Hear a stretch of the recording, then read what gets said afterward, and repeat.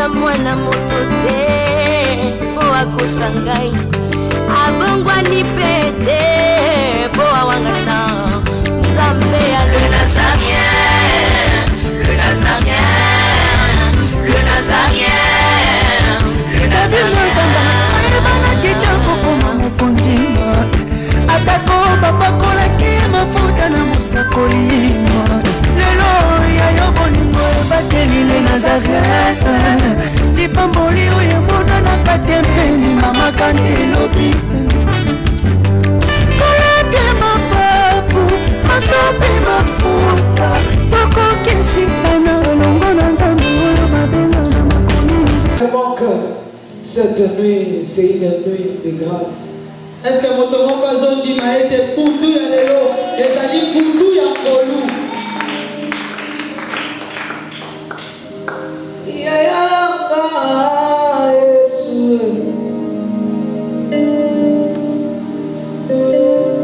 Ya ba Yesu.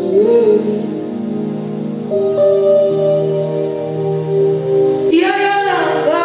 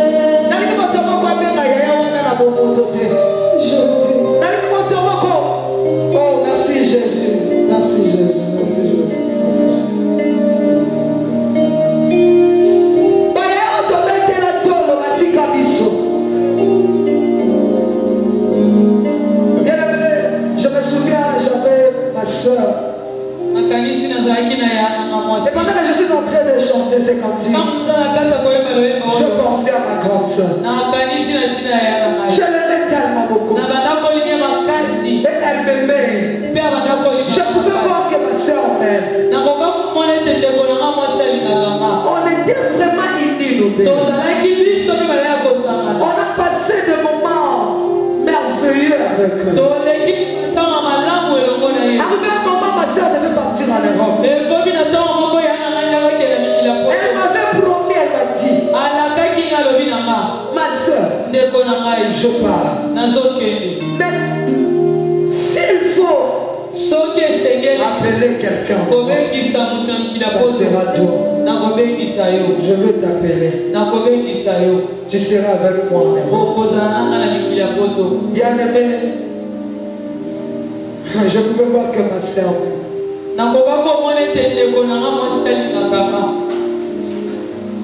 après qu'elle est partie, elle m'avait oublié. Elle m'avait oublié.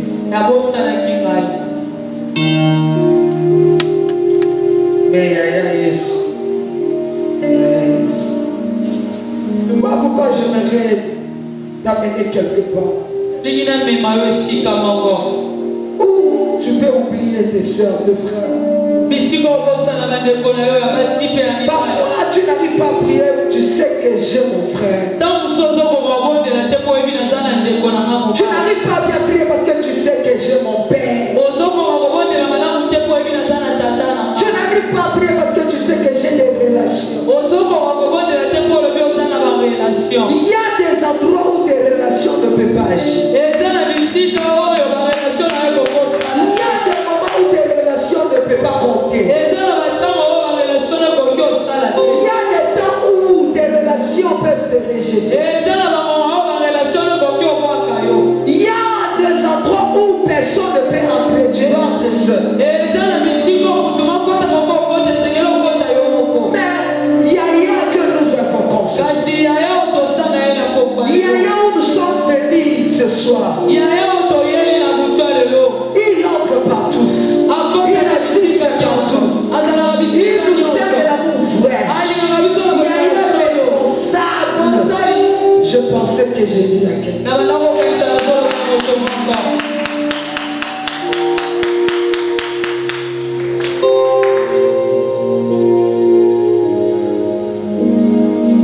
Je t'amène quelque part.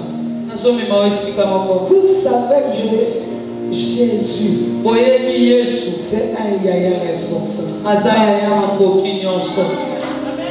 Yes. Oui, yaya oyo abanga ayoka solite ya kokonda bitumba ya lekile atazo kunana mutu alekile kile na age. Amen. Yesu aza yaya oyo soko zokuna mutu aza parfois lekino il faut yoka sona bagaza aza leki papa ekobunda ya bitumba na bino ya ba génération na bino mais Yesu aloka sote ayaka kokonda bitumba ya batu nyonso tu o mamekio bazala mikolo bazala mamekio.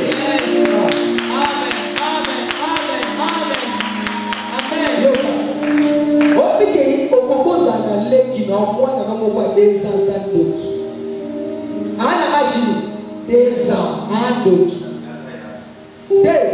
Ana 2 ans maokulisa yo. Yana Yesu otala teke kaza na 2 ans akota bitumbana te. Yesu akokota bitumbana pa kundeli yo. Amen. Peta mabunda ayo kasoni te. D'abord, on va faire un colombo dans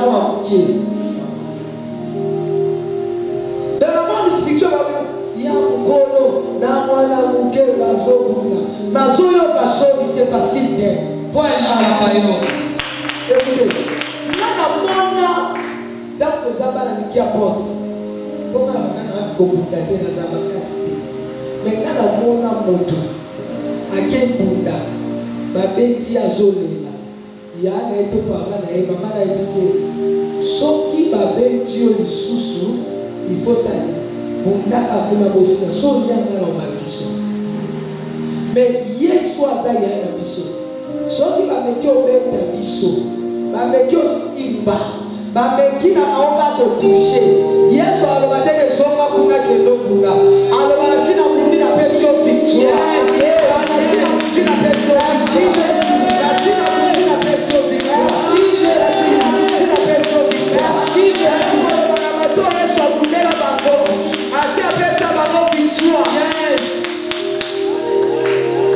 Tu n'as pas compris.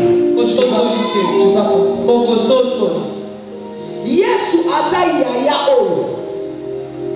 Soki yanga bino ya famille. Encore ça là. Appelle le place là où yaya no sala le ba na piqué. Yesu asali. Asuyo mtoza akina suka. Amemi apesi yo bokonjo sami. Apesi yo ba capacité ya bokonza ba yaya oyo azama responsable na famille. Na solo ba la mutu oyo Yesu azopromise yaya. Tu n'as pas compris. Je demande à tout le monde de se tenir bien. Yesu aza yaya na bino. Aza yaya na quartier. Aza yaya ba yaya nyonso tu. O ba bete na boto na ba yaya Yesu. Yes.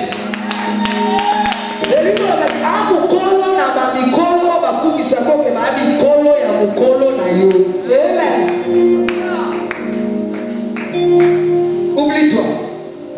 Oublie-toi. Bibo sana.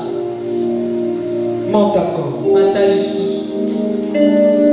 Est-ce qu'on peut chanter? Est-ce que tu peux yemba?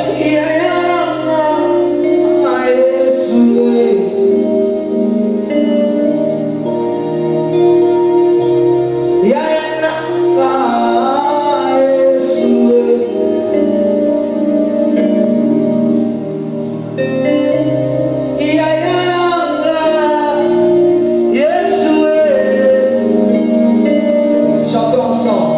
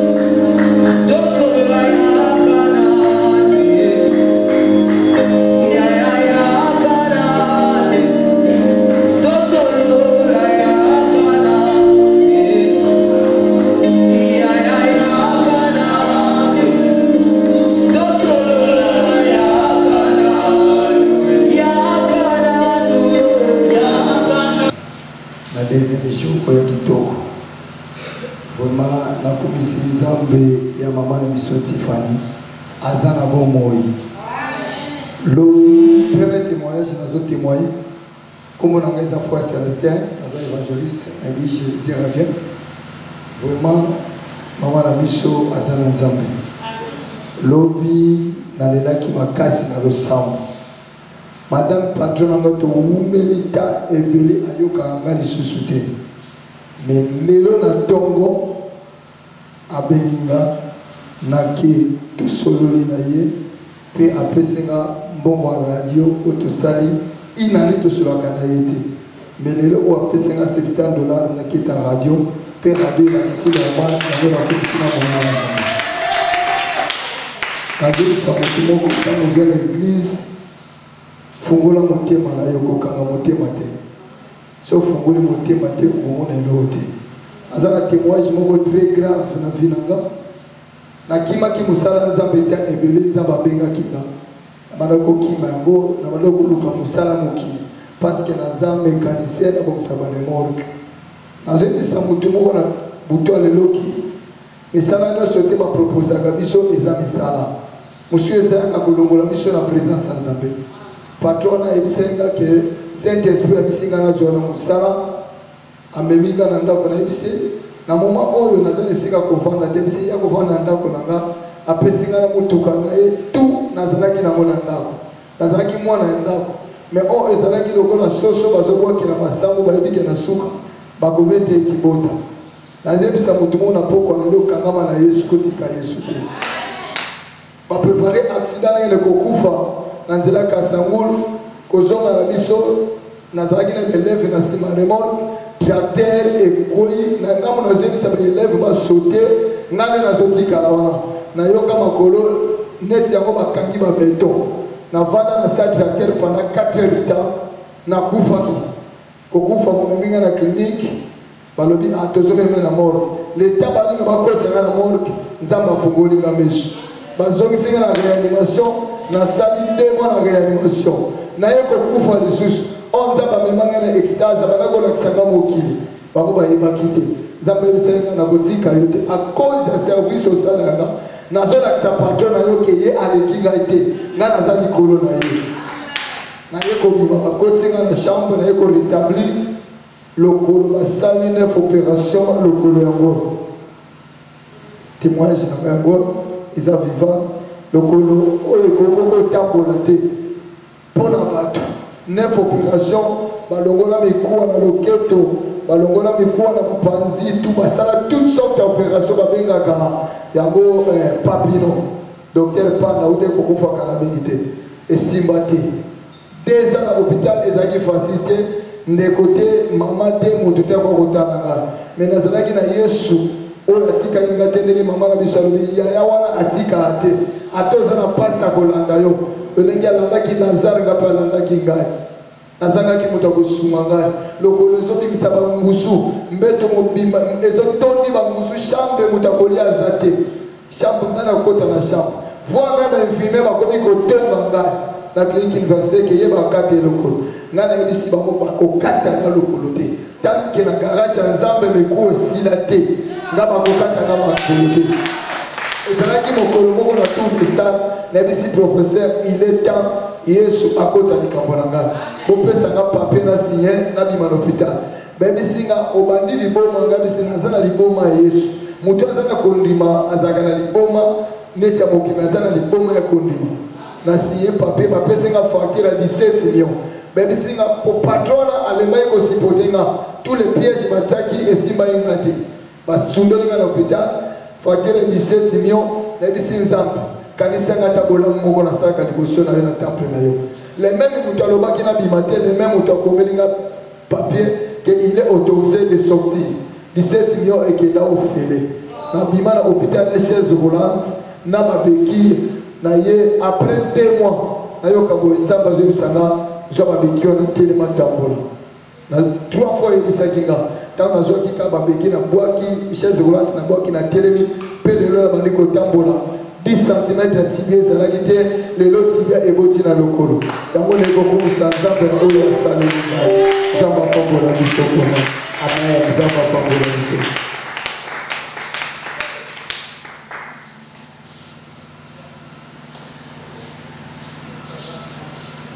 Jésus est merveilleux. Amen, amen. Yesu azaboliko. Ce qui est sur ça, les gens ont capté. Au badobi, il est là, tantôt plutôt. Mais ce qui est sur ça, les gens ont capté. Quand ça, les gens ont au boka, quand ça, les gens ils foutent. Mutu moko ta sali na nzambe nzamba bwakisa ina temps biso moko adona ba témoignage ya kosalela nzambe ya lolenge na lolenge.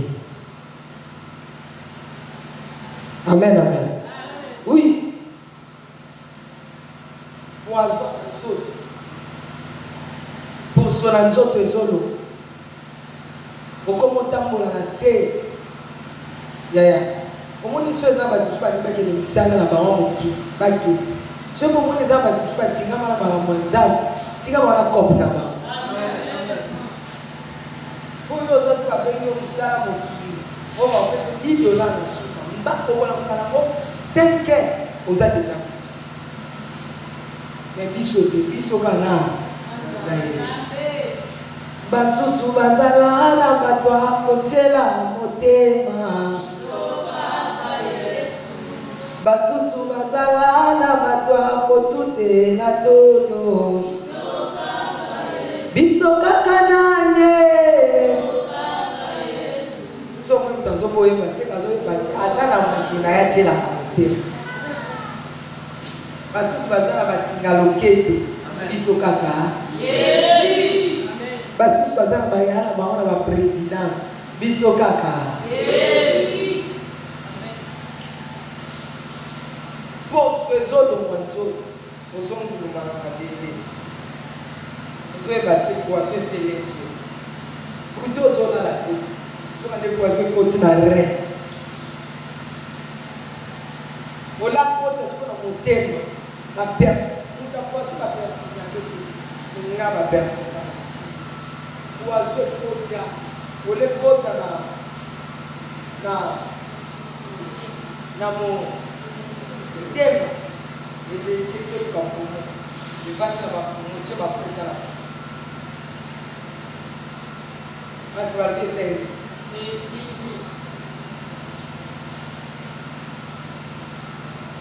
atimiza polo kanisa yayosa eloko ya kanisa yesu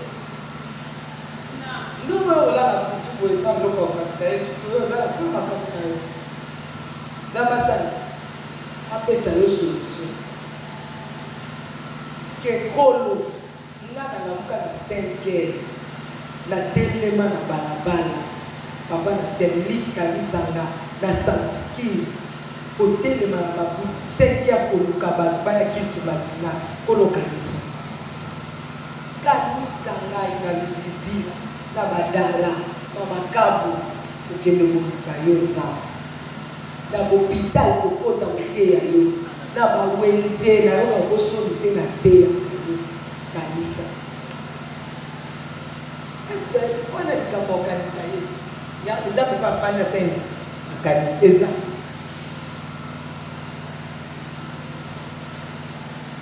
engage na kompania na yango soko omoni te tobaka mabele etika tofana omoni biso tooloba todroit de tika biso toya omoni biso ata mbula ebeta biso towelela tika biso loba voisin tika biso tika biso toyebi na kati ya nzoto poison mais na nini na nzoto poison na lokolo nini accident bato bagai bato bakufie na frère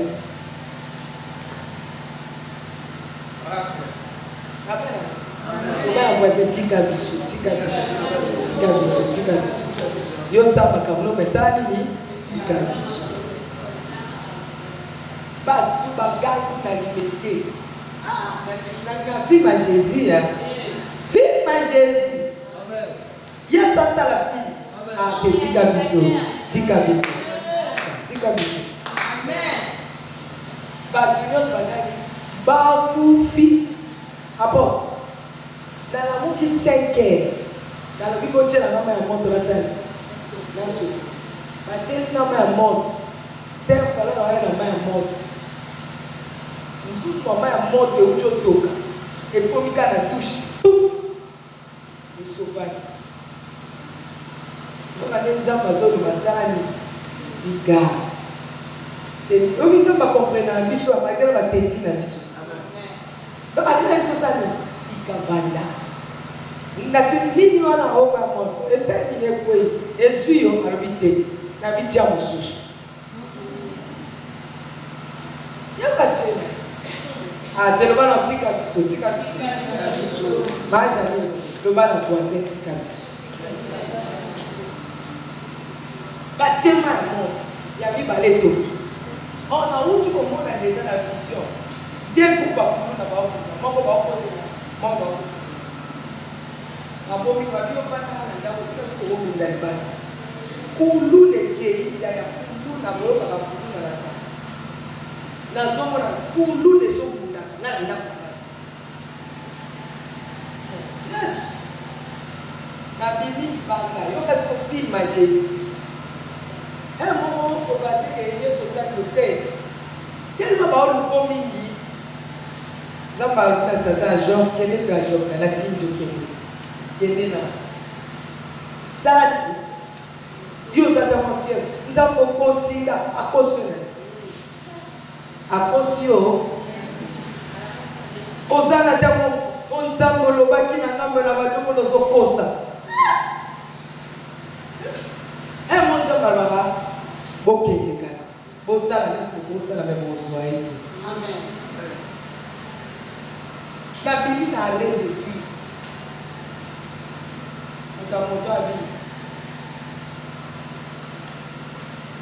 il y a ça là, il y a des chauffeurs à mon côté. Alors, il y a des salles. Il y a des chauffeurs à l'Ibosso. Oui, tu es avec la main de Dieu. Tu as brité. La 5 heures, il y avait des chauffeurs à Bibali. À ça là, il y a des chauffeurs. Avec la main de Dieu, 5 heures, toqué. Tozo, on dirait mon kili na ye namo la tête na ba sa mo sui monia fi penza iva o ka sema ya moto na ba sika ono bateli do bate la tête ba sika sambela aba sika o fi des gens sambela tikana si na zoke kama kaiba kinacho hapo ndani ni mtu amoto binafsi azui na première azui akele zo petit boulevard apesi na petit boulevard ya première iko na kama ni system hizo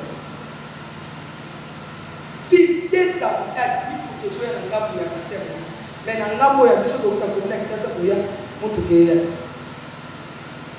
yango ya apota na mère ni petit boulevard est-ce que moi c'est au pota petit boulevard de soit grand boulevard yango azosonga na grand boulevard na tala angle na calculer angle ni ka yenga biesi na lokoti biso angle za ba te na moni angle iwa vitesse oya ya na moni moko abia so na lina diminuer vitesse non allez papa kisi na vitesse na ko ba kisa so na lina kisa na kika ba kisa azwa grand boulevard aliswa de lokwe ya la kasi abwa kabiso kasi mituka ezolekele tika biso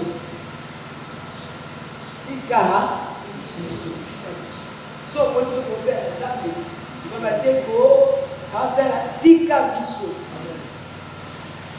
au moins na lobi na Jambe sani tika biso abetana na bon Dieu au lieu de quoi par exemple to somi ka place de travail muta kitana moto te biso bisatu na kati ya moto. Ah, voilà film ba moto ga sawa ko sa twa des na masolo. Abeta boti pou. Oleto to panza, muta panza na moto te muta kitana moto te biso bisatu ikolo moto. Ali moto si bien lâcher maboko. Moto ba biso ko ke na vitesse oye azaki na moto e kumba biso. Tozo parle na masiko na prince. Moto so mema biso so na ndenge na. Donc to lani biso. Donc est-ce que vous comprenez? Amen. Donc biso to za weya na kati kama ya moto. Donc zoto ya moto na ba pede na biso. Ouais, biso de chapeau na ba chapeau. De chapeau. Na lo connaissez zikisi. Tozo ke de lani ouais. Na kali telefone na via tana kufa. Telefone na kala ngo.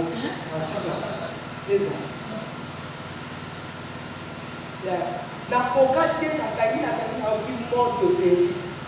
Na su telefone. Ya biloko wele la kana e koma na momo tika. Biloko yo wele la boso ke de boluka. O tika na kwaka telefone. Ba lo na telefone ba shake. Ba ya ozo se na telefone.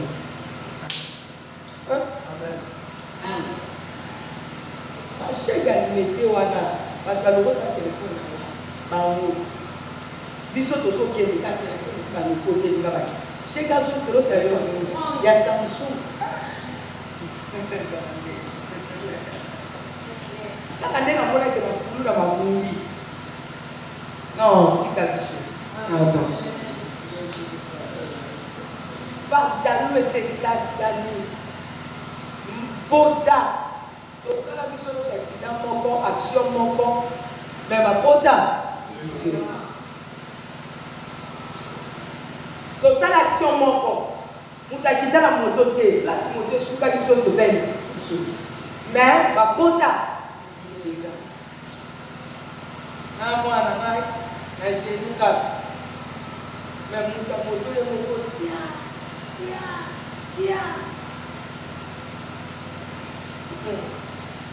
ah Yesu tika biso bien aimé dans le Seigneur Jésus-Christ est vivant. Amen. Jésus-Christ est vivant. Voilà pourquoi je déclare atali kamunini o elataki yo atali wa etelemaki.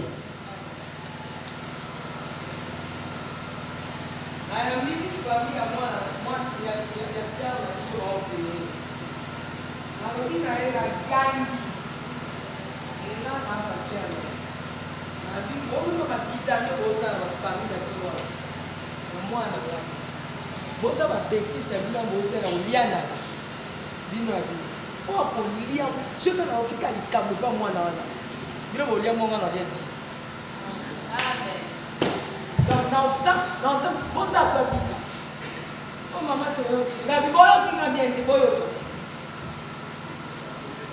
na déclarer les colons amen le poko nyonso na toli les colons esa na mopanga oye kokata mutu nyonso azokalikile yo na fin de l'année aokinga te nazoloba na moto moko je suis allé annoncer à quelqu'un ete moto nyonso tu wakotokola loboko na ye likolo paya na ona nzoto na yo akutana na nzambe ya itina bala akutana na nzambe ya idawuska akutana na nzambe ya osubor akutana na nzambe ya kena libata akutana na nzambe ya lumbana onote nalobi moto akosimba yo wakosimba akosimba kokutana na nzambe nalobi akoluka koloka yo kokutana na nzambe akoluka koyala nzela na ye akokutana na nzambe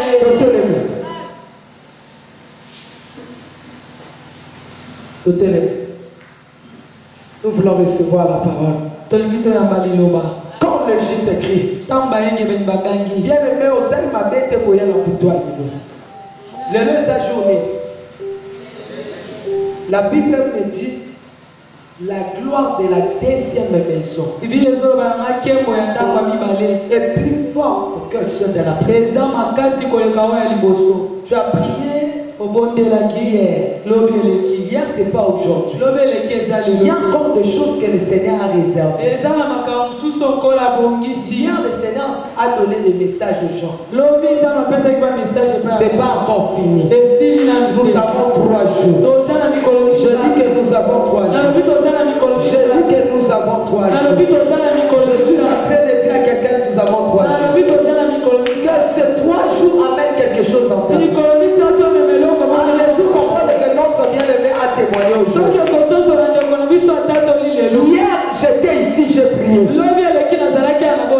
Mais mon Dieu a kosunga ya boya kakopese mbo. Mon Dieu a sala keya comme aboy. Aboya kosunga, ça fait combien d'années? Une année. Mais la prière quand il y a nuit moko. Abonde na motema ni mon Dieu la scène. Na le bio pour la benga. Amen. Na le bio pour la benga. Ah, le bio pour la benga. Tu t'appelles la basa. Et là tu fais de la vie na yo. Yo pas ça la vie. Ba benga yo. Et comme tout yo pas ça ni. Ba benga. Ba susu bazala na bato kotela motema. Ba susu bazala na bato kotela tole. Biso kaka nage.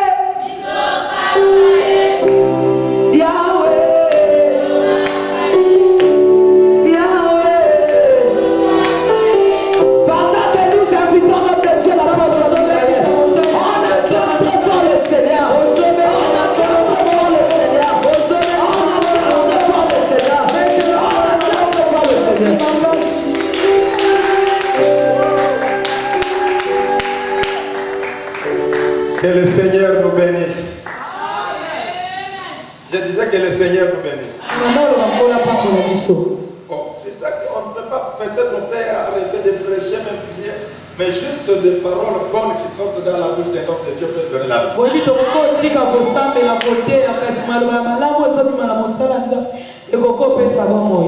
Que Dieu te donne la vie. Parce que tu vas travailler. Ok? Vous êtes? Vous êtes? Qui veut dormir? Qui a sommeil? Alléluia. Maintenant, on acclame Dieu pour une autre chose. Que l'Éternel, le Dieu tout-puissant, puisse nous bénir. Nous rendons gloire à ce Dieu. Parce qu'il est vivant. Nous rendons gloire à ce Dieu. Parce qu'il est présent. Il dit dans sa parole. Si vous approchez de moi, l'Éternel se rapprochera aussi de toi. Je crois et je suis convaincu que l'Éternel est avec nous. Amen. Je dis l'Éternel est avec nous. J'ai parlé à ma fille chérie. J'ai dit, je devrais quitter ici à 22h30. Parce que la prière va commencer à 21h. Mais comme ça promet déjà que la pluie va déjà commencer. Je ne vais pas être parmi ceux-là qui vont dire que je n'ai pas parti parce que la pluie m'avait bloqué.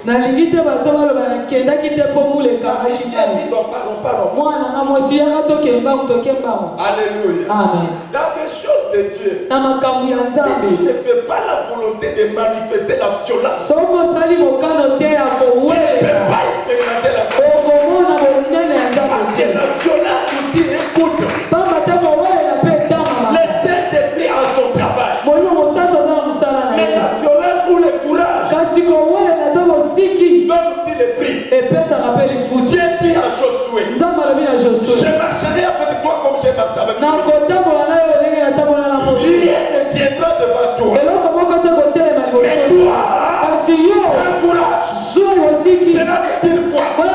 Si tu es fainéant, même si le Saint-Esprit est avec toi, mais quand tu es fainéant, il va rater beaucoup de choses.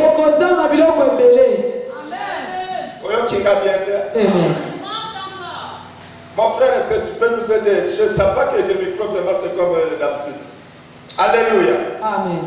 Donc dans les choses de Dieu, le Saint-Esprit a son travail. na makambo ya Nzambe molimo mosantu Les azalaka l'histoire de David pour aller se battre avec Goliath. tanga lisolo ya Dawidi mpona kekende Il n'y a pas de koboma signe éternel. ezalaki na elobi nkolo Mais c'est son engagement. ezalaki komikotisa Parce qu'il avait la foi. pamba te azalaki na Il kondima faisait les comparaisons de ce qui est de cette personne de Goliath nakozala bokeseni na oyo ezali ya moto par Goliath rapport à la réalité qu'il a déjà expérimenté dans la forme. na lolenge ya makambo asala na kati Et avec son courage, mpe na makasi il a décidé d'aller se battre. azwaki mokana kokeko Je dis à une personne, nalobi na mutu moko cette nuit, butu ya lelo tu es fini soki oye avec toute conscience. nakonimisama na yo Dieu que dans cette nuit, po ete na butu ya je lelo dois quitter ici esengeli elongwa awa avec un saut. na elembo Un saut. na ndanga Il marque la victoire. oyo ezolakisa elongo C'est là que sera accordé. Alléluia. amen Hier, le Seigneur a été présent. lobi eleki nkolo azalaki Aujourd'hui, il est encore avec nous. lelo mpe azala na biso Je prie seulement que le Seigneur donne à ma fille la force. amen Alléluia. amen Je vais aller mollo mollo et puis on va monter. Nous allons nous y entrer dans une vitesse tokokende na mwa lolbango que tu ne pouvais pas même croire. oyo moko koki Nous ondima avons te un grand thème de cette nuit de prière que nous avons. toza na mama likambo ya motu ya lelo toza na yango La servante de Dieu, notre maman Tiffany, mosali na nzambe mama na biso tifani par l'inspiration du Saint-Esprit, na epemelo ya molimo a mosantu titré cette nuit de prière et 3 nuits de prière avec un thème quand le juste est. apesi mama na likambo ya butu misato ntango bayengebeli bakoganga Alléluia. amen Alors, quand le juste écrit, ntango bayengebeli bagangi qu'est-ce que cela doit donner? nini nde kopesa Alléluia. amen C'est sûr qu'il doit avoir des effets. esengeli ezala na biyano Alors, dans cette grande terre, na mama ya likambo oyo on lui soustrait aussi un petit thème de cette nalingi nuit. mpe nabenga mwa mama likambo Le petit thème de moke cette nuit que j'ai soutenu sur cette grande terre. mama likambo moke oyo nabengi na mama likambo Elle moke est oyo ceci. eli koloba boye Le recueillement, Boyami. Hein? Bon, le recueillement boyambi de personnes ya bato abandonnées, oyo batikama rejetées, babwakama négligées par la prière. na losambo Boyami. Yabato bakuakama. Basondolama, bazwa ba déception, mais bayambi bango na losambo. amen Par qui?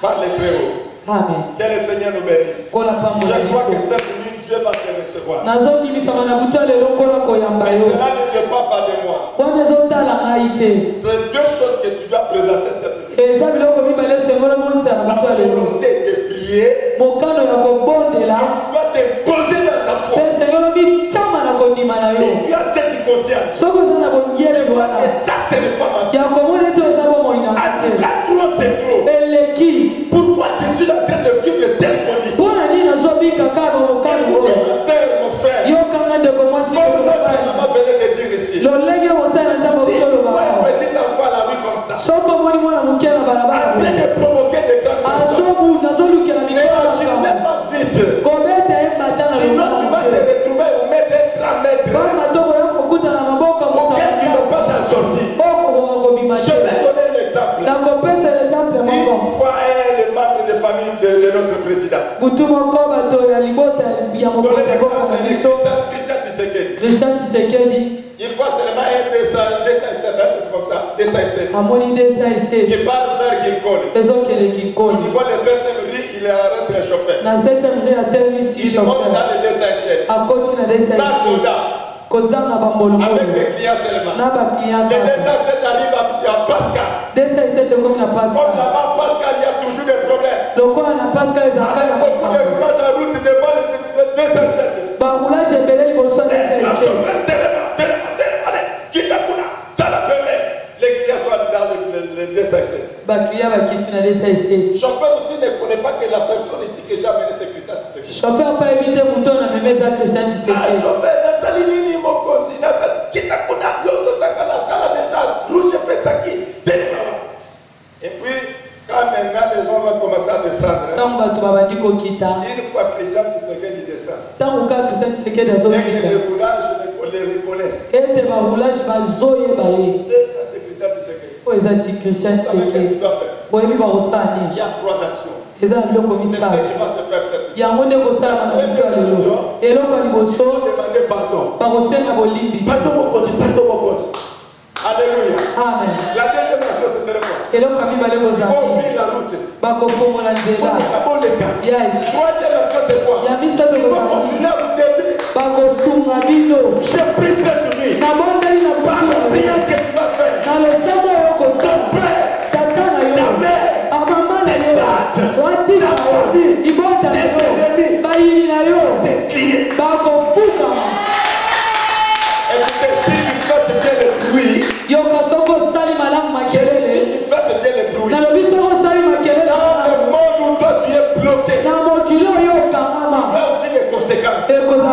Parce que Dieu fait par le bruit. Je crois que mon Dieu travaille avec le bruit. S'il n'y a pas de bruit, il n'y a pas aussi de réponse. Alors je voudrais que tu puisses s'acclamer très fort.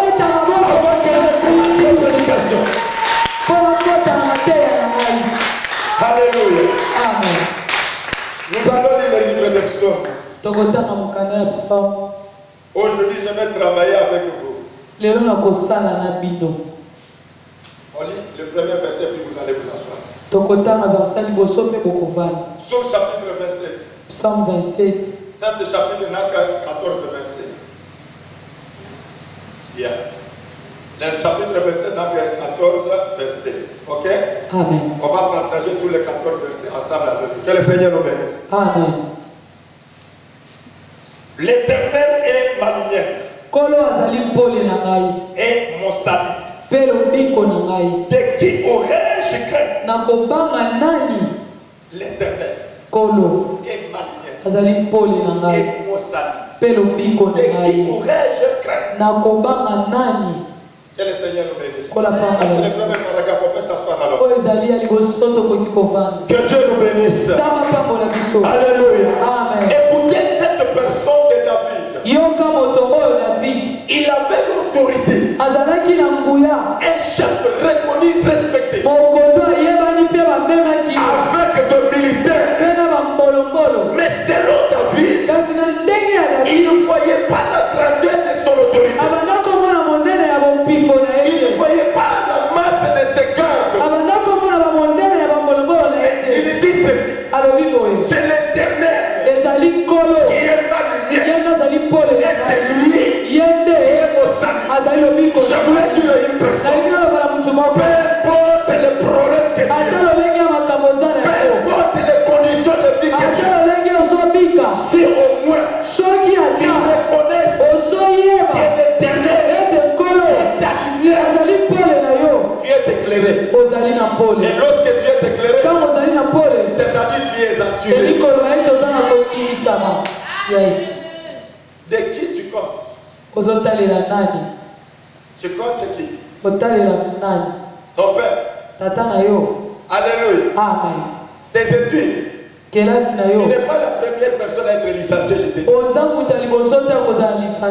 y a des gens qui ont terminé avant toi 10 ans. Et juste aujourd'hui, ils ne travaillent pas. Ne crois pas parce que tu as aidé. Tu pries avec l'intellectualité. Non. Abaisse-toi. Abaisse-toi. Laisse l'état de la lumière puisse t'éclairer. Et quelqu'un peut dire amen. Et lorsque l'Éternel est ton salut, tu n'auras crainte de qui? Alléluia. Amen. L'Éternel est le soutien de ma fille. Ma soeur, mon frère. La prière que nous faisons cette 3 nuits. Tu vas commencer à revoir bien ta vie. Est-ce que Jésus-Christ a été déjà ton soutien? La fois passée, j'avais parlé ici. C'était le 31 décembre. Que nous avons l'habitude de chanter.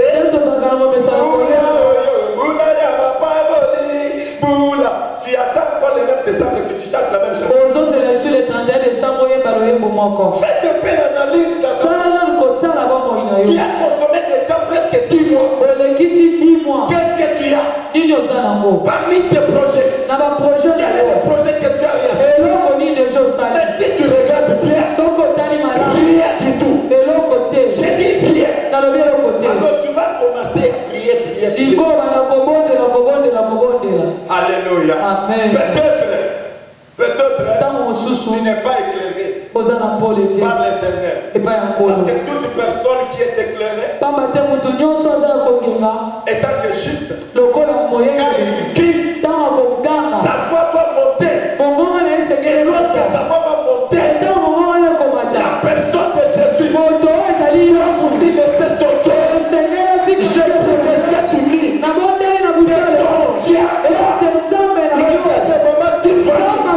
Que tu fais confiance, laisse ton trône et descends t'éclairer. Amen. J'ai dit les gars, je parle de toi, faites seulement des bruits.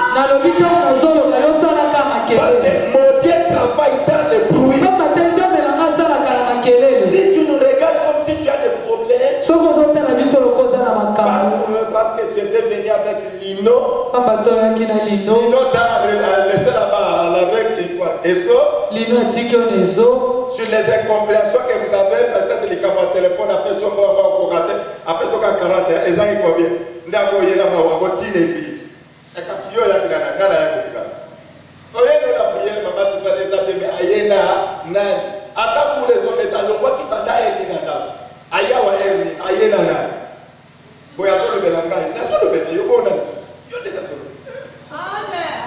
Alléluia. Comment dans une église, maman peut arriver devant toi. Est-ce que la nature ne nous enseigne pas? De fatigue ça quelque part. Que tous les ministres soient déjà là. Dans l'église, il fallait quitter sa maison avant. Mais toi, tu restes encore à la maison.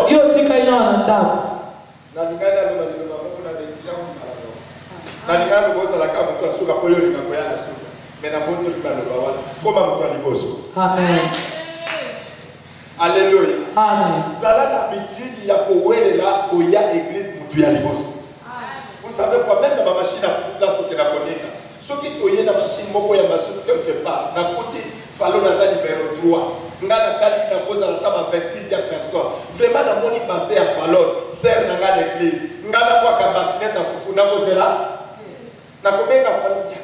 Je na ka peko yo sani ni chani kolo na yo. Ne to sala ka na machine bongo la lusama. Alléluia. Amen.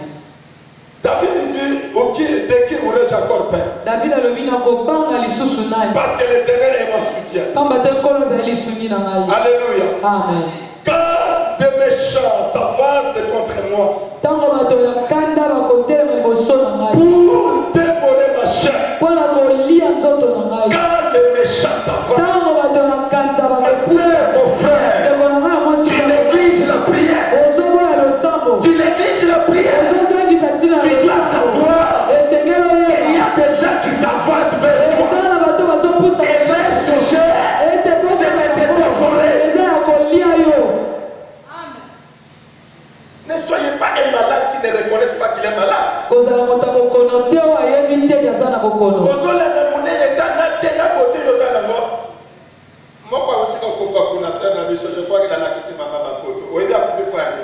Là, je profite à donner ce qui concerne l'église.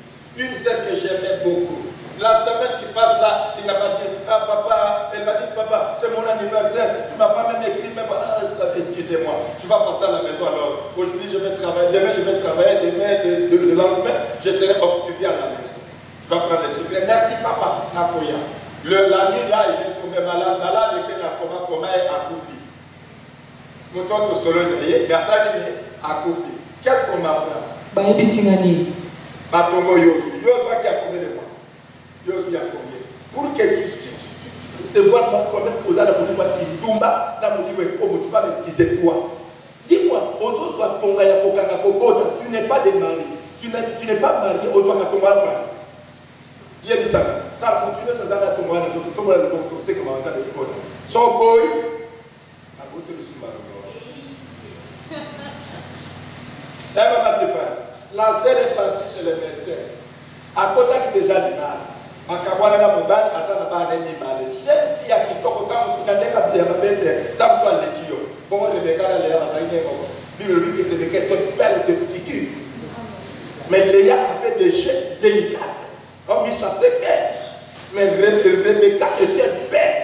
Et la sœur que je vous dis, ceux qui n'ont pas vu ça, elle s'est présentée. Alors, là, ça fait un peu de temps. Il y a 3 mois. Il y a 6 mois. Il y a 3 mois. Alors, on a négocié. Est-ce que Molina soit à Kaboy? Pourquoi peut-ce que ça a une année? Au problème est ça. As-tu combien d'ampoules? 4. Et ça, 3 fois 4, 12, non? Et à ça, il y a une année. C'est comme ça. Il y a 12 mois. Maman, dors, 12 mois, ça n'est à Kamazemite. Alors, après 3 jours, une semaine, et bandi, complication, je vous dis qu'à ça, il y a un profit. Il y a un peu de tu es encore pire dans l'église. Aux autres, on a tombé pour l'année. Ma camarade va bien la vérité à gauche. Mais la vie, ça y est. Comment les hommes ont beaucoup fait la mission dans vos sexes, là, le matin, ton la pour la prière. C'est ça qui m'a dit que matin, on a voté à sa moine. On a dit que la camarade a dit ça,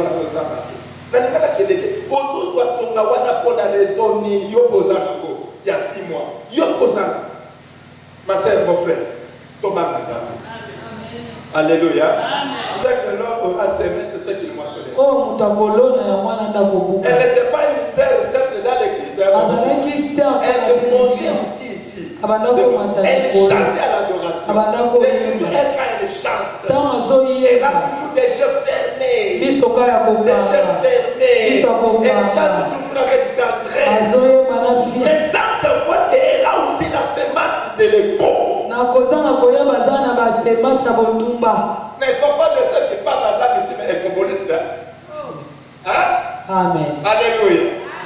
Dans l'église ici, nous avons besoin de rester avec les élus. Que les lionceaux et les chacals puissent partir. Amen. Amen. Alors, maman Tiffany, je vous dis, frère, lionceau a bon à la gâter. Moi, je suis un bon à la gâter. Attends, la première d'ailleurs, on va lancer la caméra à bouquet. Mais mon colmatin, on est bouquet pour vous faire un monter mes filles. Vous avez pas encore vu ça? Amen. Quand les méchants s'avancent contre moi pour me dévorer ma chair, ce sont mes persécuteurs et mes ennemis qui cherchent et tombent. Alléluia. Ma sœur, mon frère, les ennemis sont engagés. Ce n'est pas pour rien que le Seigneur donne cette fardeau à sa servante pour nous donner le temps de prier. Parce que toi, chaque nuit, tu dors comme un morceau de bois. Tu ne pries pas. Tu ne pries pas. Mais le Seigneur a inspiré sa servante pour te faire monter. Pour que les dons de prière en toi puissent commencer à monter. Alors profitez de cette occasion. Parce que les ennemis s'avancent vers toi. Les ennemis là. Peut-être que c'est ton père propre. Peut-être que c'est ton frère. Alors les soucis, c'est de te dévorer. Il va dévorer quoi? Il va dévorer les mariages. Il va dévorer les études. Il va dévorer les voyages. Il va dévorer la façade. Il va dévorer le commerce. Et après tout, on dit qu'à la Malakasa. Alléluia. Il y a déjà que les ennemis ont déjà dévoré. Les ennemis ont déjà dévoré peut-être les mariages de ta vie. Tu avais un frère que tu montais beaucoup de lui. Quand il étudiait à toi, tu les assistais beaucoup. Tu les donnais quand même les petits poids pour les transports. Les jours de défense, tu as combien tu as acheté une belle chemise avec une chaussure de qualité. Mais regardez ce que tu es en train de voir aujourd'hui. Où est le frère en question? Également toi aussi frère, avec ton argent que tu trouves dans les difficultés, il y a des frères qui ont trouvé non seulement tu les aidais aussi beaucoup. Avec le pain que tu trouvais, tu achetais les robes des juifs. Mais aujourd'hui, où est la sœur à ton côté? Il y a la qualité de la naïté. On a dit, quoi, je vois pour la fille. T'as la négation quoi qui ça. Frère, tu as la chemise, tu as mettre ta bataille pour les passer dans la moko. Et les mis ma casse. Mais on va pour aider quelqu'un à servoir. Alléluia. Mais nous avons un yaya. Même si tu as déjà tout perdu, les yaya que tu es venu chercher ce soir, il est capable de te restaurer. Il est capable de te réparer. Même de te réparer encore. Mais c'est le départ de ta foi et de la position de ta prière. Faites le bruit. Alléluia. Si une armée se campe contre moi, mon cœur n'aurait aucune crainte. C'est l'armée des démons. Des sangaya bandoki, basangani pemben na yo, ngai na kubanga elo côté. Pourquoi? J'ai yaya. Alléluia. Ne soyez pas des personnes qui prient la nuit parce qu'il y a qui va carrière dans Kingo. Je vous mets en défi.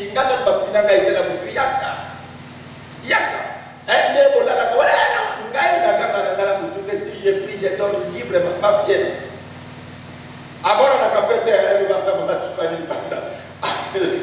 Alléluia. Ma fille a fait plus que 4 mois, sur 3 mois. Allez, pour moi, papa l'a été. Mais aïe, pas pour la ligne, pas assis. Et l'homme l'a mort. Alléluia. Moi, la porte l'a vu et l'homme l'a mort. Mais pas. Quand les assassins qui sont ok, Yaka, tu viens maintenant, on va partir dans la prière. Dans la mort, pas y. Mais ceux qui sont là qui sont dans les cadres comme ça, viens, on va partir. Nous autres, Nicolas, viens aider papa. Total à ta journée. Mais il y a les lots à des âges où vous soutenez. As-tu déjà vu de telles choses? Ma fille a levé la plate comme ça dans mon tour. Alors, on lui plante d'ailleurs à quitter ici. Yakala, alors il y a le mettre pour y aller au Tumba. Ndekoni nous avons un animal. Corbeau est tout qui plante ou à la nioso et que la voiture pour la diadabo. Pas bête moi ni pas bon. Corbeau est pas et tout qui sous plante ou à les sali et que dans la mot téléphone de lui. Il est qui n'a pas béni, il est dans notre béni. Eh papa, na nina yebi se loko la yo ki leki na ga sur téléphone. Amali ko yebi saka. OK. Et ça mine ko azwa ki combien de temps ko ta na ndako ko ndeke ya ko jwa. O minute ka mo ke kwa va mettre. OK. Passe le téléphone. Ye mo ga expliquer ka. OK. Je vais prier pour toi. Na sali ba déclaration ya ka si ko to ki ne veille. Est-ce que a vous ko na ko ya? Ne viens pas dans la prière seulement quand il y a des circonstances. La prière doit être notre habitude. Parce que nous avons cette conscience que nous sommes poursuivis.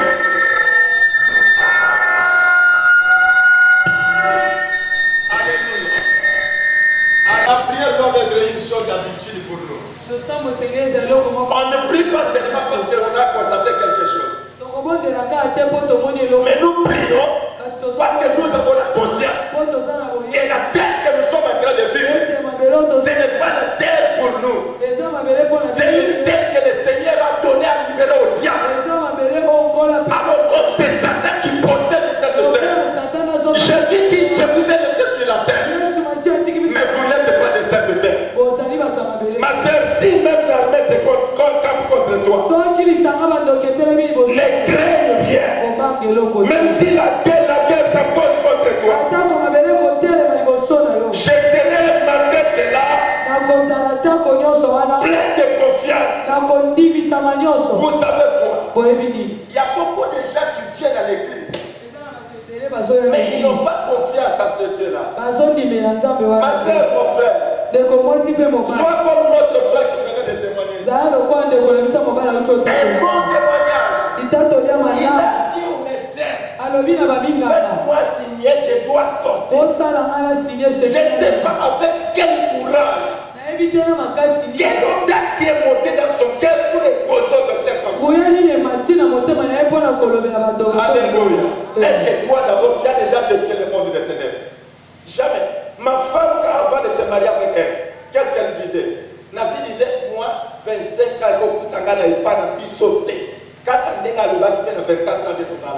Amen. Alléluia. Amen. Il faut vivre dans ma décision, ma sœur. Yes. Oye la prière pour la carte, donc elle a qui paye, et après le mot pour la loba qui m'a qui ça comme elle, c'est quand les autres temps m'a qui ça fait. La loba qui a un passant, ma captation de exemple sous. Alléluia. Amen. C'est la décision. Ma femme a dit, n'a eu déjà apôtre Soko Linganga déjà 25 ans. Écoute à guerre par la bisote dans le pizza de Kakasa la ligne à ça. Et il a 24 ans à la vie. Na 24 ans à la décision n'a eu des années. Ne besoin de moto. Tu as pris des fêtes, tu as pris des trappes. Yo décision n'a eu des années. Vous allez dans la même condition. Impose-toi la prière n'a eu. C'est par là que tu vas expérimenter aussi la dégrâce de Dieu. Que le Seigneur nous bénisse. J'aurai toujours confiance en Dieu. Je demande à l'Éternel une chose. Que je désire ardemment. Je voudrais habiter toute ma vie dans la maison de l'Éternel pour contempler la magnificence de l'Éternel et pour admirer son temple. Mon frère, habiter dans la maison de Dieu, c'est une assurance. C'est une assurance. C'est pourquoi je dis à une personne qui a abandonné son petit épaule, qui a laissé sa petite chambre sous la pluie, là de la boue, au milieu de la boue, je ne sais pas. Mais il a accepté de venir ici. Que le ciel l'écoute. Que le ciel l'écoute.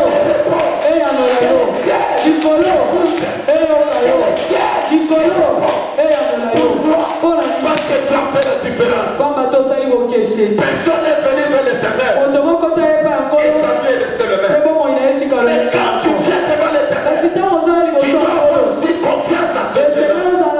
Je voulais monter cette confiance dans ton cœur.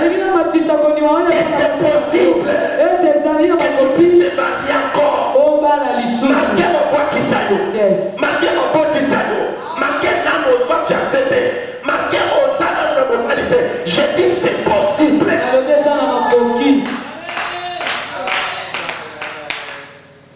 Sauf que j'étais chez nous là-bas, on dit, tu vois. Tu allais voir toutes les mamans là-bas. Retourne, dis-moi d'un tout. Alléluia. Amen. Ça va prendre la mission. Amen. Si tu viens avec cette confiance-là, et que tu te mets dans la maison de l'Éternel, l'Éternel ne te laissera pas vide. L'Éternel fera de toi une personne de référence. C'est pourquoi je prie ce soir, parce que tu as eu cet engagement. Quitter de chez vous, quitter de chez toi, et tu as accepté de venir te sacrifier. Pendant ce temps, les autres personnes viennent de rompre. Mais toi, tu es dans la maison de Dieu. Que ce Dieu là t'écoute. Que ce Dieu là te répond. Que ce Dieu là te délivre. Que ce Dieu là te délivre. Alléluia. Amen. Car il me protégera dans son temple tabernacle au jour du malheur. Au jour du malheur. Il me cachera sous l'abri de sa tente. Il me lèvera sur un rocher. Alléluia. L'Éternel te protégera. Voilà, il y a plusieurs avantages à celui qui vient dans la maison. Quand tu viens dans l'église, tu dois t'assurer que la personne que tu es venu te chercher, il a le pouvoir de te protéger contre toute femme, contre toute menace. Et je déclare cette nuit, je déclare cette nuit, même si tu es poursuivi,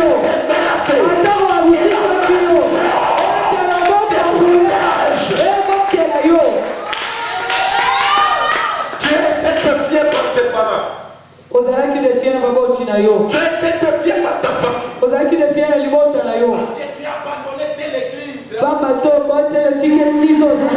ne sais pas de Tata Yonda, je ne sais pas.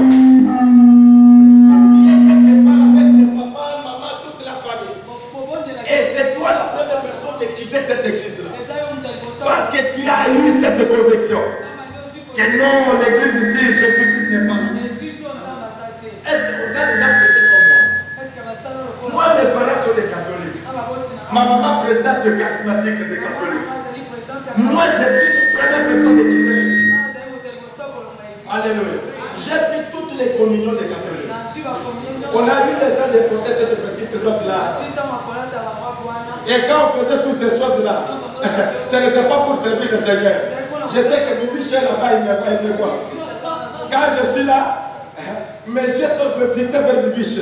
Je regarde seulement là-bas. Mais quand j'ai écouté la parole, parce que j'ai reçu l'appel, j'ai fait la comparaison. J'ai dit ici, quand je me suis quitté,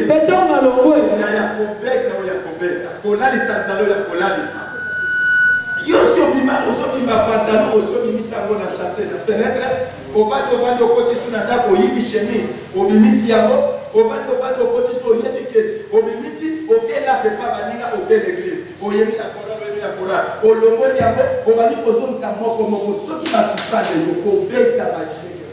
Mais aujourd'hui ma fille est là, c'est moi qui avais baptisé ma maman. De mon retour à Lubumbashi, j'arrive à Balbougabaloué. J'ai fait une campagne publique comme ça. Ma maman était aussi présente. Parce que je les ai invités tant que mes parents. Après la campagne, j'ai fait l'appel de baptême. Et il y a beaucoup de gens qui sont venus. Et après, j'ai donné le programme pour le baptême. À la maison, j'ai demandé à ma maman, toi tu ne serais pas baptisé. Yoka, écoute ce que me dit qui comme. Inki, bon, c'est des gars, on va t'appeler à ce gars, on t'avait boire la masse à tout. Alléluia. J'ai dit, maman, tu dois être baptisé. Elle dit, non, nous, à catholique, nous avons notre baptême. Il y a pas de division de baptême, ma sœur, mon frère. Dans l'église, toi, tu pries. Je ne sais pas si tu es de chez nous ici. Mais si tu es de chez nous, et que tu n'es pas encore baptisé au nom de Jésus-Christ, tu n'es pas baptisé. J'ai dit tu n'es pas baptisé. Et là ici on t'a baptisé. Si c'était dans une piscine faite par votre pasteur, je ne sais pas sur ce podium, je ne sais moi, ce n'est pas ça le baptême. Tu dois plonger dans l'eau qui coule.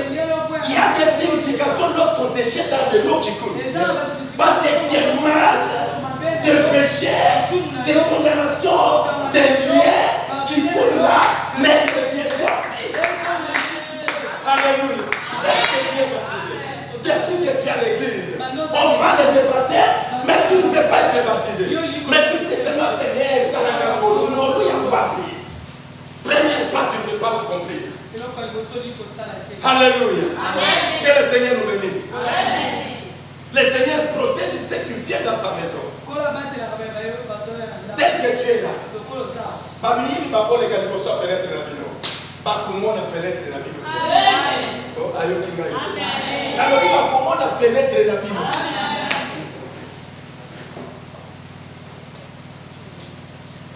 Et il me lèvera sur un rocher. Et déjà ma tête se lève sur mes ennemis. Sur mes ennemis qui m'entouraient. Que la tête de ma sœur se trouve.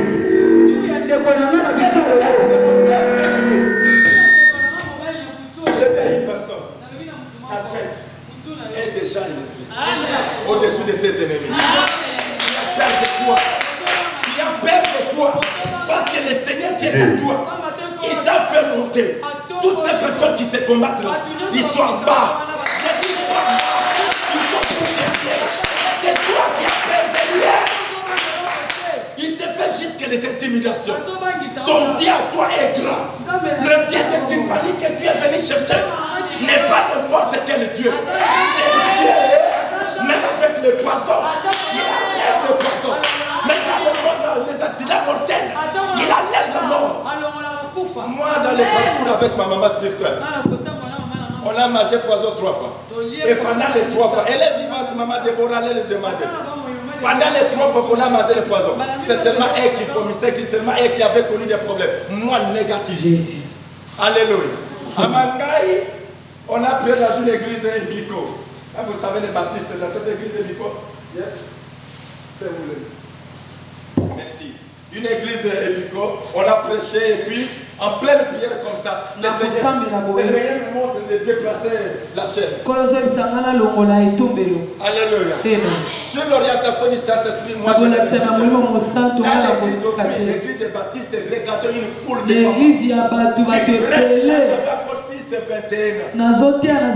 Tous les grands papas me regardaient. Je me suis tourné. Je me dis mon frère, on a soulevé la chair. La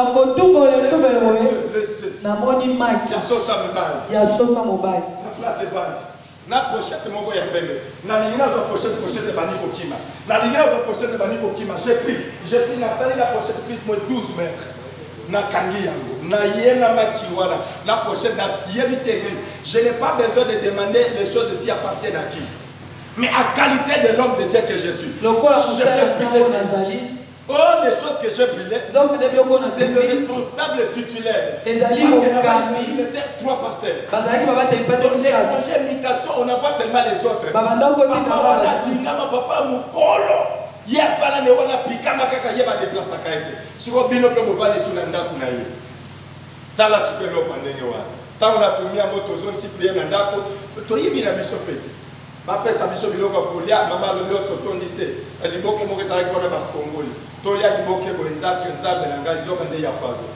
Na ba 22h ça commence à menacer. Ba poison. Eh mama baliko sanda. Ngala soka libumu na prière. Mama baliko sanda, mama zolinga kata na moto. Mais biso tozo ganga mukolo ndako za wazo bimate ndengeni. Biso papa tozala tozo bondela. Papa wana zo bimate. Le Seigneur me dit tu vois la personne qui a fait les choses. C'est lui qui serait la première personne de venir devant votre porte. Montoa ko ya liboso la porte la bino. Ko beta na ko limite. Yo wana ne mutasale lo. Ah bon? OK. Prie encore. Na bani ko bondela. Alors poison et quitter nzota mama Deborah. Aza vivanta walele de mate. Amen. Poison limina nzota le côté pa ina. Kaka la bani ko sanza ya telimi. Et la sisi ko sanza akomi bien. Alléluia. Donc les hommes de Dieu que nous sommes, nous avons le pouvoir d'avaler vos problèmes, d'avaler vos malédictions.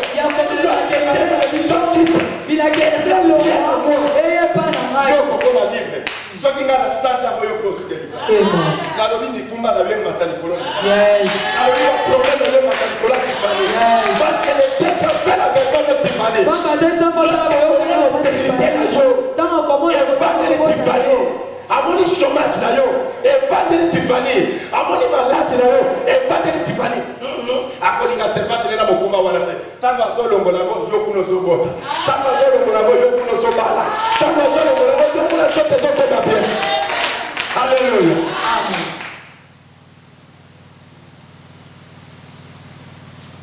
Ne me cache pas ta face. Je suis au verset 9. Ne me cache pas ta face. Ne me pousse pas avec colère ton serviteur. Tu es mon secours. Ne me laisse pas. Ne m'abandonne pas. Tu es de mon salut. Une fois, le Seigneur t'a abandonné à cause de tes conduites. Ça peut arriver. Parce qu'un jour, l'Éternel s'est décidé avec son peuple. Le peuple qui l'aimait beaucoup. Le peuple ne voulait plus l'écouter. Le peuple marchait à pied. Le peuple commençait à consulter les choses. Le Seigneur a décidé de les livrer pendant 70 ans. Alors vous allez souffrir. Le Seigneur t'a laissé dans cette histoire. C'est lui-même qui a permis cela. Mais pendant ces 3 nuits, l'Éternel a décidé de travers ses serviteurs de récupérer. Je viens du sous-sol. C'est Dieu qui a permis. C'est Dieu qui a décidé de récupérer.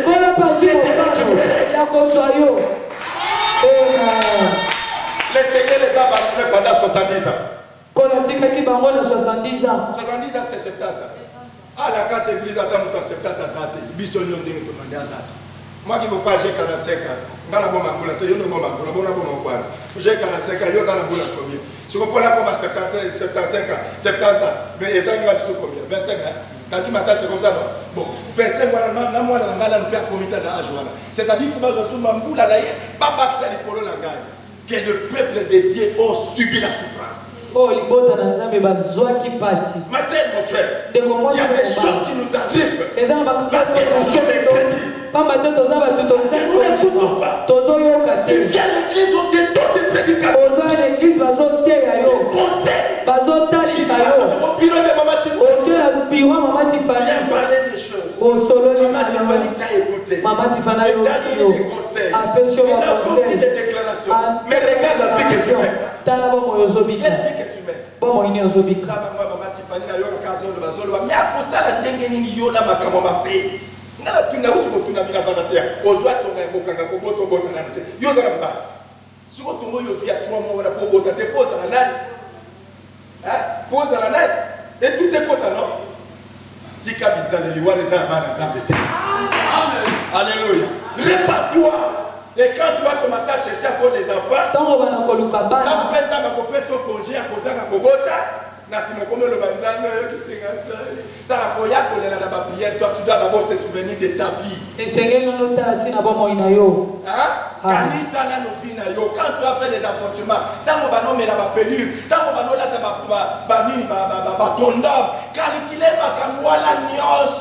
et parce que tu as fait des prières et que ça ne tient pas, Kanga offrira la culpabilité. Est-ce que nous avons Kanga? Amen. Prends offrira la culpabilité. Ozala kana litimoko akanga zembo bimisa moi likambo bimisa ça bimisa lelo yo bali moi ça zobota te kotala ka moi cité ko balo bimisa bana bato bazeni et n'spano nzamba pesa yo asi alongola bango pour que ta femme devienne maternité aujourd'hui tu dois d'abord renoncer et puis tu dois racheter ses pour moi si na abota le sengeli yo loba yango pe sengeli yo somba yango est-ce que mutu moka zoka verset 10 car mon père et ma mère m'abandonnent. Mais l'Éternel me recueillera. Car mon père, ma mère, quand ton père a toi, ta mère a toi, l'Éternel va te recueillir. J'ai dit à une personne qui a abandonné à te faire. Tu as des personnes qui sont face. Personne ne s'intéresse de toi. Comment compter le loco, les locaux mouva bamba. A qui pas quand les sous-sauter. Abandonner la fiancée, mon pauvre ou mélanaye. Écoute moi, studio à l'Iboso, Boswa, yo ne moutoke loko pour tout à mon garantie. Mais t'as la Nicole, mais t'as comme ma codonne. À boire qui ça yo. Mais ça va se jouer. Amen. Ayo qui n'a été. Amen. Amen. Vous savez quoi? Que le Seigneur nous bénisse. Pendant que je suis en train de prier, pendant que je suis en train de prêcher, je vois les choses en train de se faire. Est-ce que je peux parler maintenant? Est-ce que je peux parler? Est-ce que je peux parler? Que ton père t'a abandonné. Ton père t'a abandonné. Ton mari t'a abandonné.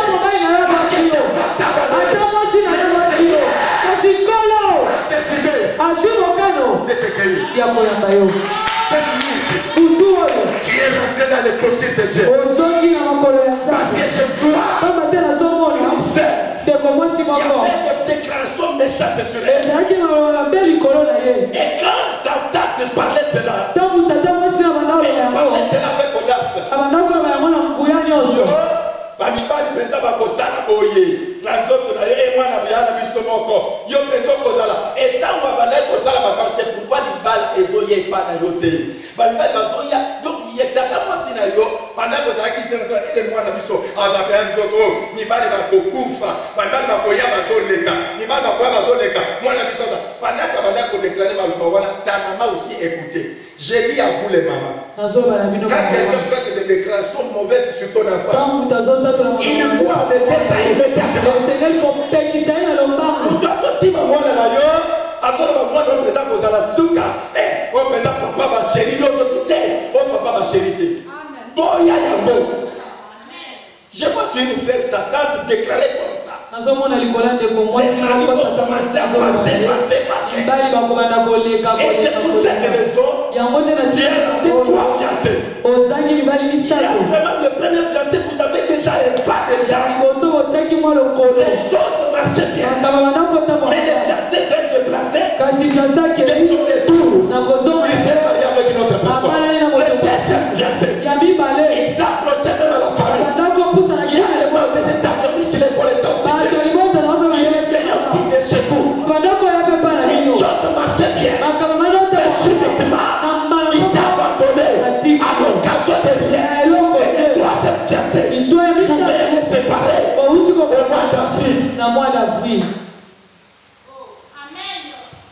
kaka na mbula oyo nde bouti kokamba naye obanda kozwa kaka lokola maseki me kaka ndenge avandi kimia mpe avandi kimia.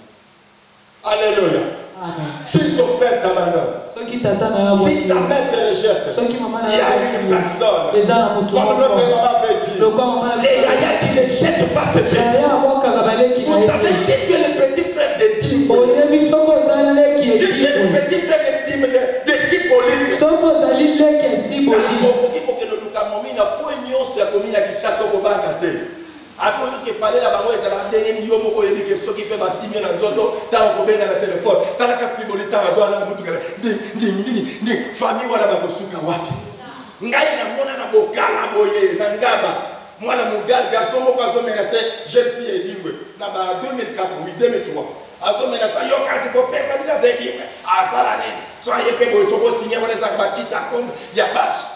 Yo penda zela bo abo comme so lokola zo déranger mwana mwazo kate azo penda mabela sani abwakeli mwana lela zo transport na matete yaya edingwa kitana kilota pembe na polo ya pembe na kecha pembe na taxi wo akomi na bokala bo ba yeli aveni bokala première aveni ta zo kata lemba na chanza akitana bokala wapi ndako tangu kake dingwa koti na veni boya kokota na ndako bazokota boya kolanga na simabaki no mona se bazolanga tine no pamba bayanze wo akota lupango akuti pe nzunga kwanga nikola moto alongoli kaka nzunga kwanga akitisi mama bobengela nga mwana mabino aya lokola lobya kubeta ngayo likolo ya moto mama azonela mwana mobala sakini bongo tavadela moto tamu sima mama. Hallelujah. Alors soki mutavadela moto bazobanga ye oya yo yebo kwa zamo. Je prie sur lui.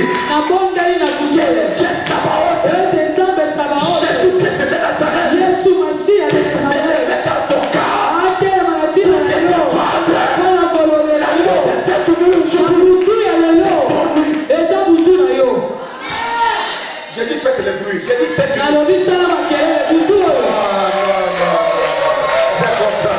Je comprends.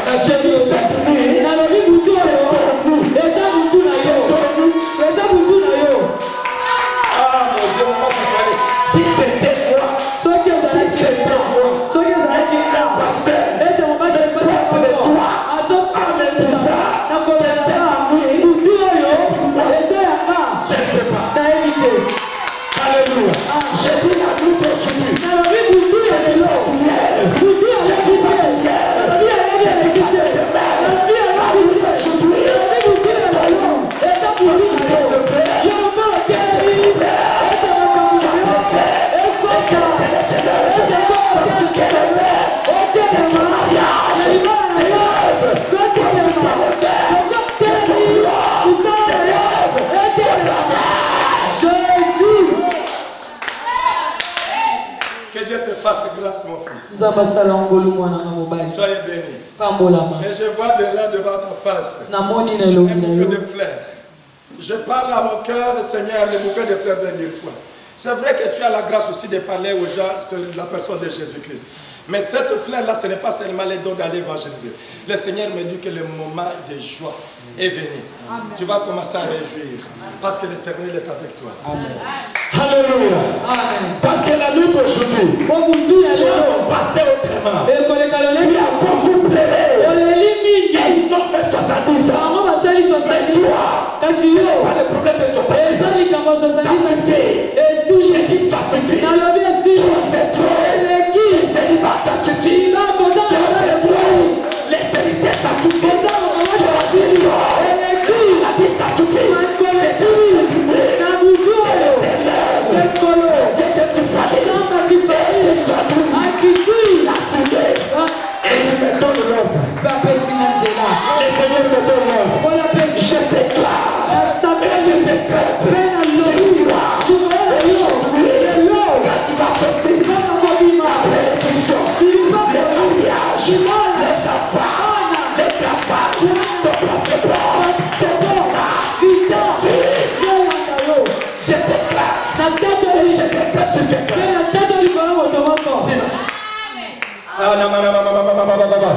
Tu avais un problème de rate.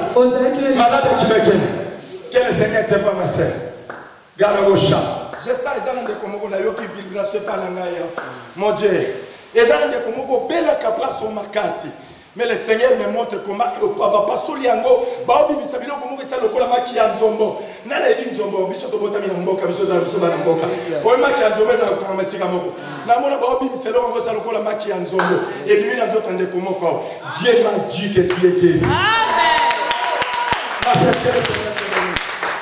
Je dis que le Seigneur te bénisse.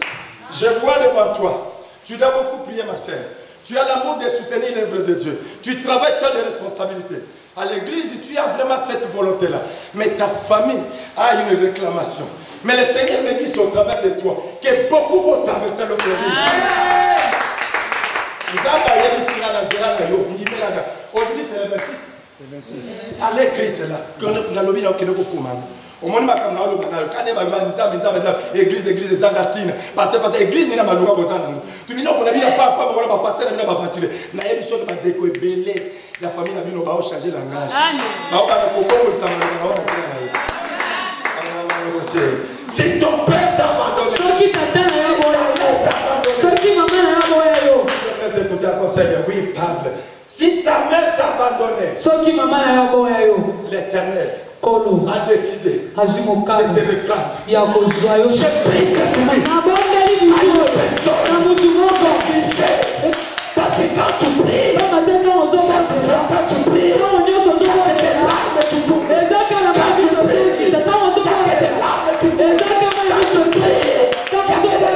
coulent. Et je vois au ciel.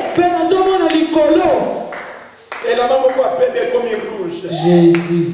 Et je vois maintenant que ce sont tes larmes qui sont en train de couler sur cet habit. Et le Seigneur me montre maintenant sur toi. Ma sœur, que le Seigneur te bénisse. Le Seigneur me parle pour toi. Je vois au ciel. Et tenez la maman qui a rouge, ya peine. Et Tony n'a pas maille à rouge, ya makina. Nous avons besoin de savoir qu'on s'en met la bozole et la camille, on s'en met la camille à l'objet fini. Amen.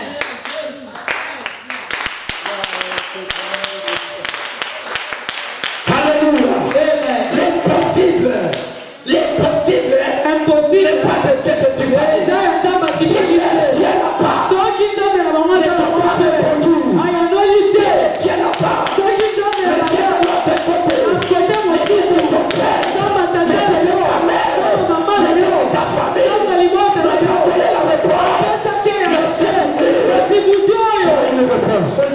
Je vous dis une réponse. Je vous dis une réponse. Je vous dis une réponse. Alléluia. Amen. Je vais parler à une personne. Je vais parler à une personne. Tu as cette pouvoir à toi. Tu as des grâces à toi. Mais une chose qui te fait mal. Tu tombes facilement à l'épidicité. Je dis, tu tombes facilement. La grâce que tu as, si tu les gardes bien, tu n'es pas une personne comme tout le monde. Parce que je vois entre tes mains, il y a des épées qui sortent ici. Tes mains sont fermées.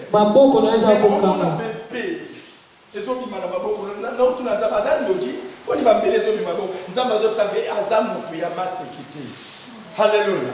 Tu as des responsabilités à toi.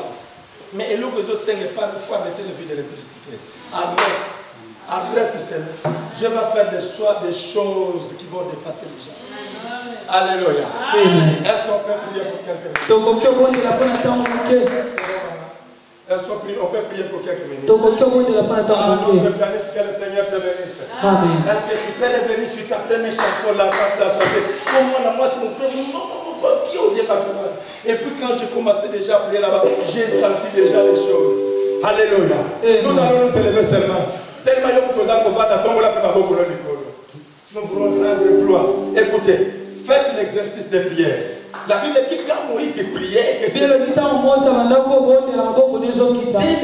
Moïse délivrent, ce n'est fait qui a dans le cas des hommes. J'aimerais que tu puisses prier avec exercice. Nous allons nous lever nos mains. Et puis nous allons mettre tous en chaîne. Tu vas dire Seigneur, me voici. Je ne veux plus vivre indépendant. J'aimerais dépendre de toi. Seigneur, me voici.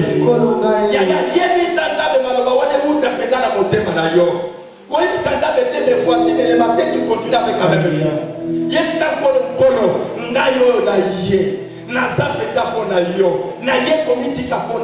Parce que de moi-même je ne peux rien. Pendant que notre frère est en train de chanter, et toi, tu vas commencer à prier. Prions le Seigneur, alléluia. C'est Kabosha. Éternel, nous venons encore devant toi. Alléluia. Nous venons devant toi, Alléluia. Nous venons devant toi, Jésus. Maramoché, le sang fouta. Le sang de Père nous abandonne. Le sang fouta. Jésus. Le sang, alléluia. Yahweh, le sang fouta. Le sang fouta. Jésus, le sang.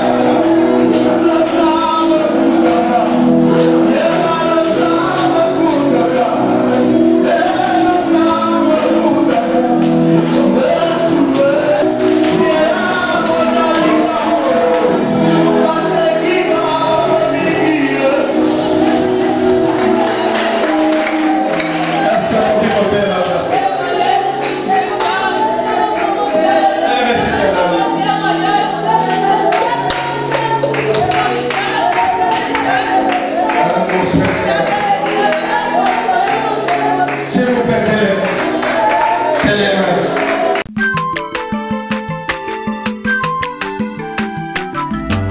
Aza mwana moto te po akosa ngai abongwani pe